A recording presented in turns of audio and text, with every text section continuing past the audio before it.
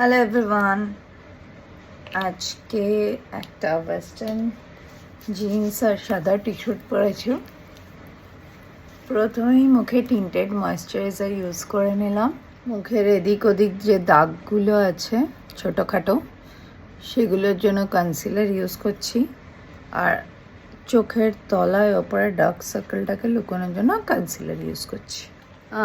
ভালো করে ব্লেন্ড করে নেওয়ার পর বানানা পাউডার দিয়ে কোট করে নিচ্ছি, মানে বানানা পাউডার দিয়ে পাফ করে নিচ্ছি। এই আই শ্যাডোর দুটো ব্রাউন শেড ইউজ করবে, এটা আর এটা।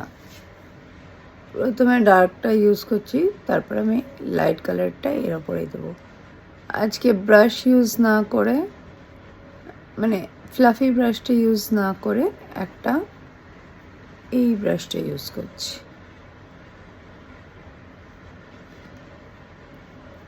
আই শ্যাডোর আউটকাম। এবার আমি কাজল ইউজ করছি। যেহেতু ডার্ক আই শ্যাডো দিয়েছি, তাই ভেবেছি উপরের পাতাও হালকা করে কাজল লাগাবো। চোখের আউটার কর্নার থেকে উপরের পাতায় লাইন ধরে একটু হালকা করে কাজল দিচ্ছি।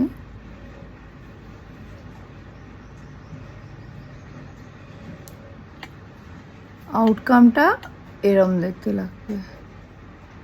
ইনার কর্নারটা একটু টেনে দিয়েছি, দ্যাটস ইট। এরম হবে।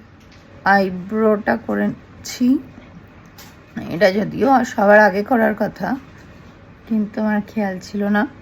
এখন দেখে মনে হলো যে না, আইব্রোর সামনেটা বড্ড ফাঁকা হয়ে গেছে, খারাপ দেখতে লাগছে।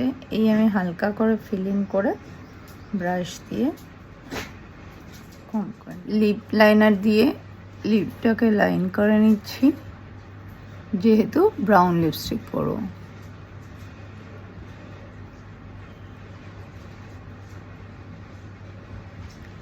জেনারেলি ব্রাউন লিপস্টিক না পরলে আমি লিপ লাইনার খুব একটা ইউজ করি না, আমার এমনিই চলে যায়, কিন্তু ব্রাউনটা ছড়িয়ে গেলে অসুবিধা হয়। ব্রাউন ব্লাশ আমার নেই, তাই জন্যে ব্রাউন কালারের সাথে যেদিন ব্রাউন ব্লাশ পরার ইচ্ছা হয় সেদিন আমি লিপস্টিক দিয়েই লাইনটা নিই, লাইক দিস। এটা হচ্ছে ব্লাশের ফাইনাল আউটকাম। মাস্কারা ইউজ করে নিচ্ছি। একটা হোয়াইট ঘড়ি পরছি, সাথে একটা হোয়াইট টি শার্টের সাথে একটা ব্ল্যাক জিন্স, সাথে একটা black boots, and here I am ready to go Friday. So একটু ওয়েস্টার্ন। টাটা।